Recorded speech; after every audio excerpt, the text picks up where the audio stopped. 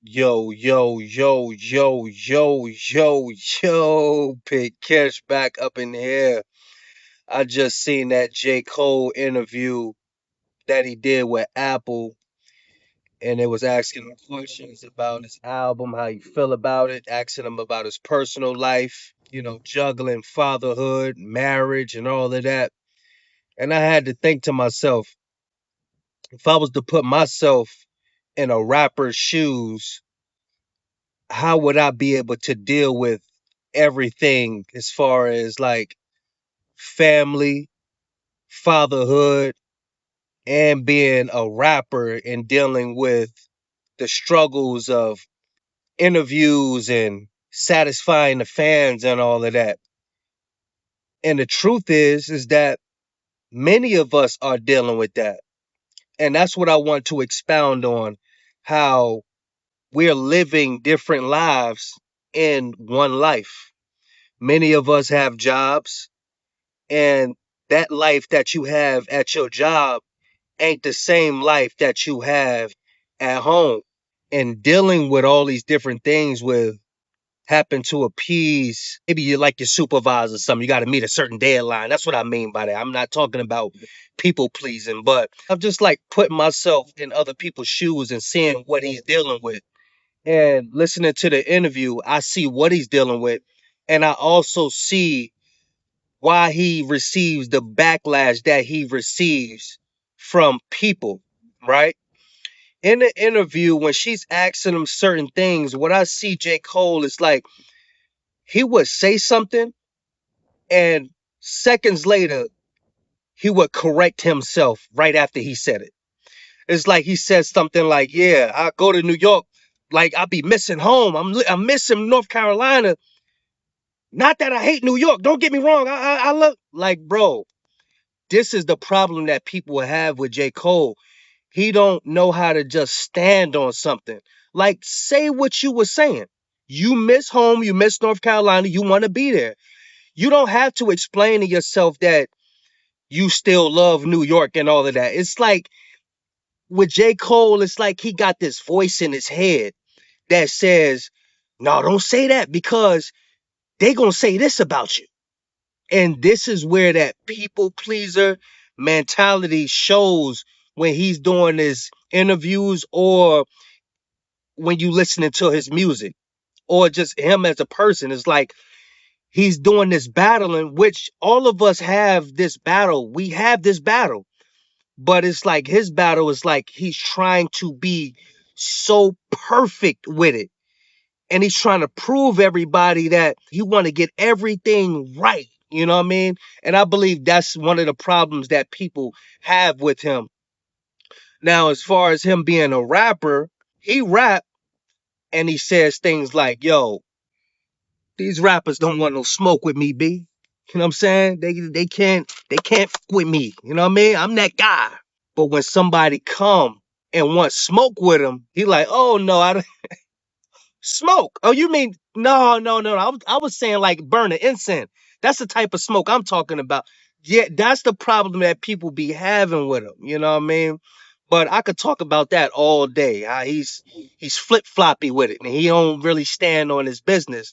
But what I really want to expound on is he's talking about him being a father, he's being a husband, and he's juggling that rap life with his normal life, the Jermaine life. You know what I mean? Another person who came to my mind was Casanat, and including myself with being a YouTuber and, juggling with your children and all of that. And what stuck out was he was like, yeah, I will be with my child. And I'm like, damn, could I go slip in an hour to write this song? Do I have an hour, 45 minutes to go write this song? And with me, it's like, Dad, do I got an hour or such to go edit this video or go do this video, record this video right quick? Or, you know what I mean? It's like, it's this balance, you know what I mean? And that was one thing that I did feel in that interview. And that's one thing I do like about J. Cole. He's mad relatable. In comparison with Drake, he don't hit like the things that are going on in life. It's like he try to run away from those things or try to hide it. Whereas though J. Cole, like a Kendrick Lamar, they letting us know like what's going on. Not to say that Drake don't ever do it. It's like with Kendrick or with Cole, they letting us know what's going on in their lives. I got this, I got that. I don't have time for this right now. And that was the thing. I believe J. Cole was dealing with this fall off album for so long and trying to make a decision. Will this satisfy my fans? Will this satisfy? And he been dealing with the fall off for 8 years, and he was exhausted after that. So he like, dag, he's doing all this comparison, and he had to say to himself that comparison is the thief of joy. And he kept comparing himself. And once he stopped that, he was able to focus on the fall off. And he had to stop being on the internet because he was like, yo, the fans was getting at me.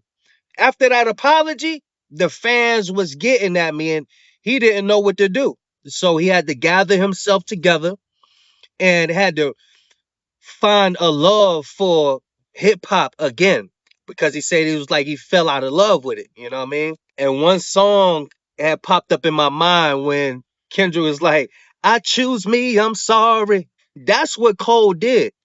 Despite all the backlash he would receive from apologizing, now I get why he received the backlash. It's because in your lyrics, you say you want smoke, but when the smoke comes, you scared, you run away, you tucking your tail, you know what I mean? But to stay on track, he chose himself. He didn't feel right in his spirit going back and forth, knowing he got the fall off going on. You can't even enter a battle right now, boy. You don't have the wherewithal to enter into a battle. Not saying that he can even rock with Kendrick, because I know he can't. His pen ain't up there with Kendrick, nor is Drake's. But he know he had too much going on. He said he had to get off YouTube because it was too much for him to handle. But y'all seen it. You was apologizing and he got it. But he put himself in a predicament where as though he still can have a career. Unlike Drake, he could. Hey, you see what happened. Also, Schoolboy Q at the Dreamville Festival told J. Cole, look, bro, this ain't what you want. Kendrick on a whole nother, you know what I mean? Just let the boy do this. You don't want this.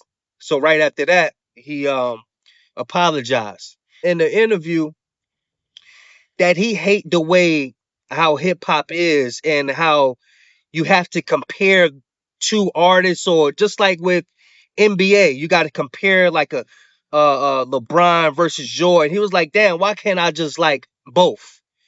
And he was saying that I don't want to have to choose between two Schoolboy Q albums. I just like both of them. So I believe J. Cole has a certain respect for Schoolboy Q. So it would behoove him to drop that apology at the Dreamville Fest. He said people was calling him up like, yo, you good? You straight? You straight? He was like, ah. But it was messing with him. And that's the part. He's letting us know that he's a human being as well.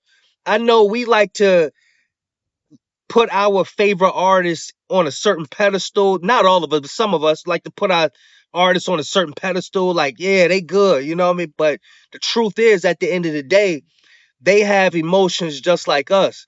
They deal with things just like us, you know? We are not the only ones that's going through what we go through day to day. But essentially, what J. Cole is speaking about is saying that he had to fall in love with the art again, you know. And that's with anything. I believe you can get so exhausted, you have to go get time for yourself. I had to do it. If you dealing with something, maybe you know how to play the piano, guitar, or whatever you into. Sometimes you have to take a break and gather yourself together to let everything that you learned, all your practices accumulate, and then you could come back, redefine a love for whatever you're into. And I believe that's what he had to do. he had to find a love for the sport again. And the overall takeaway I got from that interview was he was battling within himself. He was battling like, yo, you a husband, you a father, and you got this.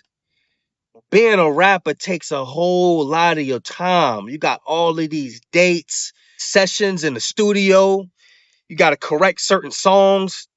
Certain things are out of date that you was talking about. This song is from last year. You want to put on this, just all of this stuff, and including you having the responsibility of dealing with the people that are on your team. You got to make sure everybody's on one accord. Just all of that gambling. You know what I mean? And for him to come out and be vulnerable and speak about that, you know, I commend that. I respect that. I always had a respect for Cole and his pen. But he not rocking with Doc. You can't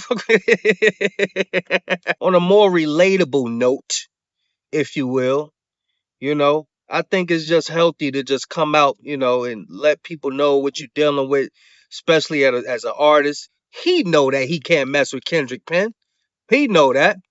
But he spoke on Drake and Kendrick. He said that I wish the fans didn't put them two, comparing everybody and all of that.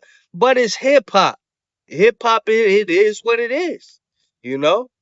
And, but yeah, y'all let me know what y'all think. Have y'all seen the J. Cole interview? Do you plan on watching it? Have you listened to the Fall Off? I still ain't heard the whole thing through. I heard about 7 songs. The joint is long, you know what I mean? But like I said, I got things I'm dealing with in my life. Hey, everybody dealing with something in their life, not just hip hop, but on a more human level. Yeah, take the time out for yourself. Take the time out for your family. Gather yourself together. Gather your thoughts together. This is healthy. This is a conversation that we need to have amongst each other. It's not all about going hard, working hard every day. Hell with rest. Nah, that's not being human. That's not being realistic. But y'all let me know what y'all think, man. Make sure y'all like, comment, subscribe, and please hype this video. Let me know y'all still rocking with me, man. Big Kish signing out. Going, y'all.